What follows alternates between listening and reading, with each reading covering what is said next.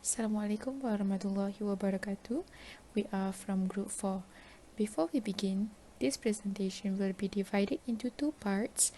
The first part will be the analysis of the mise-en-scène of some shots that were taken from the film that we have picked, and the second part will be the possible adjustments on some of the elements of film language to the particular segment of the same movie. My name is Nabila Shohada and I will be the first presenter. So the movie that we have chosen and that we found very interesting is The Truman Show. It is a comedy drama film that was released in 1998. It was directed by an Australian film director named Peter Weir. The story is about an insurance salesman named Truman who is unaware that his whole life is being recorded and broadcasted. He then decided to escape from the scene after he knew the truth. The shots that will be analysed in this presentation is from the resolution part of the narrative structure, and I will explain the first shot. This shot uses extreme long camera shot as it displays Truman and the sailboat from a considerable distance. As an effect, it emphasizes the place and location of the shot, which is to reveal to the audiences that Truman is actually in a huge studio and it is not a real life. Hence why the sailboat hits the wall, which is the wall of the studio, and he can walk on the water, which is not real. The camera angle of this shot is high as it looks down on Truman and the sailboat from a high angle. It demonstrates Truman's powerlessness and vulnerability compared to the creator of his show, whose name is Christoph, as he controls Truman's life throughout the film. Thus, Christoph is considered as having more power and authority compared to Truman. Next is the framing of the shot, which is loose. Truman has considerable latitude of movement or having more space to move. It connotes the freedom that Truman is about to achieve at the end of the movie. The lighting key in this shot is high key, considering it features a bright and illuminating light at the background and a very little shadow casted by the sailboat. High key lighting typically used in comedies, thus it fits the genre of this film. Next is the shot composition, which is diagonal. The diagonal composition of the shot gives the image a sense of depth and uncertainty, as the audience is uncertain about the outcomes of the scene, as it is located at the resolution part of the narrative structure and it is near the ending, so it suggests tension or anxiety. This particular scene also contains background music, which can be classified as the non-diegetic sound, as it is not a part of the film world. The background sound in this scene reflects its mood and evokes emotional responses from the audiences such as anxiety, nervousness, happiness, sadness, and many others. It also helps in engaging audiences to the film. Hi, I'm Nur Nazihamudi Muhammad Razali and I'm the second presenter. I will continue the presentation with explaining about the mise-en-scène in the second shot. So in the second shot, we can see here that the type of shot is extreme long shot. Extreme long shot is a view from a great distance. We can see here Truman is standing between the sky and the water, and there is also a staircase in the shot. So it shows Truman from a distance and the area where the scene takes place, which is a huge studio. And then for in the same shot, the type of shot is also called point of view shot. So point of view shot is also known as POV shot.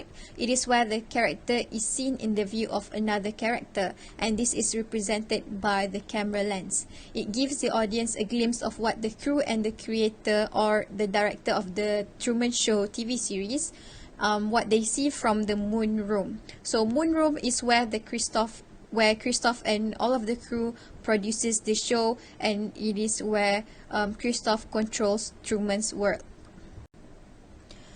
Moving on to the second mise-en-scène of the second shot, which is composition. So the composition of the second shot is horizontal. So the horizontal composition of the shot makes the shot looks more stable, and it visually makes the shot becomes at rest, and it conveys placidity and also peacefulness. We can see here that the atmosphere is very peaceful because of the horizontal composition. Another mise-en-scène that can be seen in the second shot is the loose framing. So it can be seen that there is a large space around the main subject, which is Truman, in this frame. So loose framing emphasizes Truman's freedom of movement. It can invoke the feeling of freedom. So in this particular scene, it is where Truman finally knows that he is in his studio, and the staircase that he is heading towards is the staircase to exit the studio. And this is why the framing used in this particular shot and in this particular scene is loose. It is to indicate freedom. The next mise-en-scène that can be analyzed in this shot is the dominant. So the dominant in this particular shot is Truman and also the staircase. So Truman, we know that Truman is the main character in the film, and in the shot he is the first object that the audience eyes are attracted to. He is actually one of the objects that the audience eyes will be attracted to when they first see this shot. So Truman is highlighted by his contrasting color in the shot. In the shot, we can see that Truman appeared very small, and it makes him look very dark. His costume in the shot also makes him appear dark in the shot. The background consisting of the sky and the water are blue and white in color. So Truman, on the other hand, is black. His shadow also indicates that the main source of light is being directed to him, and this makes him the dominant in the second shot. Another dominant object that can be seen in the second shot is the staircase. So the staircase is one of the two major objects that the eyes of the audience will be attracted to when they see this shot. So the staircase is significant in the scene as it is the staircase to freedom for Truman. It is the staircase that will bring Truman out of the huge studio that he used to believe that it is his real life. The existence of the staircase in the shot is already significant, and making it the dominant object in the shot in the scene will accentuate its significance in the scene. So the dominant in the second shot are Truman and also the staircase. The staircase is also one of the dominant object in the film because the color appear dark compared to the overall scenery in this shot. Assalamualaikum, my name is Nur Anisa Hanimtiusin, and I will be presenting the third shot found in the resolution of the Truman Show. This is the scene where the director, also known as Christoph, opens up and confesses to Truman about the reality show that had been starring him his whole life. So this scene is full of emotions expressed by Christoph to persuade Truman from leaving the whole set when he had eventually found out the real truth. The first element of mise-en-scène that can be seen in this shot is the lighting key. So the moderate amount of lighting key which is used to highlight the shapes and atmosphere on the screen allows shadows to be presented moderately. So this particular application of the lighting key, which is moderate in this shot, fits the emotions of Christoph persuading Truman. So it is neither too bright as a light comedy nor as dark as a thriller. Moving on to the next mise-en-scène, this shot represents a close-up which is taken relatively at a close range, presenting only a small range of the background setting at the back using a long lens. So it gives a detailed and intimate close-up of the object, and in this shot it is Christoph himself. In this scene, it highlights the important details of Christoph's facial expression for the audience to understand what is really meant in this shot and therefore understand the whole film. This is because in every shot, even the slightest glance or a facial movement could convey any meaning. Moving on to the next mise-en-scène, Christophe in the scene is filmed at a low angle, which is a bit below than the usual eye level. This angle is suitable for the shot as it represents the power and control that Christophe has over Truman. So for those who had watched this show, it is known and it is very clear that Christophe had the power and control of Truman's life throughout the day. In this close-up shot, the tight framing will put the frame very close around the object, and in this shot it is Christophe. So the subject will almost touch the edge of the photo, or the subject will even be cropped slightly by the edges. In this case, Christophe's forehead is slightly cropped. The use of this tight framing is because the object is self-sufficient to carry a strong emotional charge for the viewers alone, without the need of any other objects. And because of that, this leads to the next mise-en-scène, where only Christophe is put into focus and the rest is rendered to be blurry. This happens to draw the viewer's attention to the object in the shot. The last mise-en-scène that is found in this shot is the staging position, where the shot presents a full front staging position as the character faces the camera, which is the position with the most intimacy. So Christophe is looking directly into the viewer's direction, inviting the viewer's complicity. So, based on the elements that had been discussed from the three shots, it can be said that there are many elements of mise-en-scène which had contributed to the narrative structure chosen, which is the resolution. Assalamualaikum warahmatullahi wabarakatuh. My name is Raihan Izzati binti Raizam, and I will be presenting on the second part of the presentation, which is regarding the things that we think can be changed based on the film. Okay, so based on our observation, the plot and narrative structure of the film, we think it is well executed and well structured. So there are only some minor changes that we think should be applied to the execution of the narrative structure, which is the one that we choose, which is the resolution part.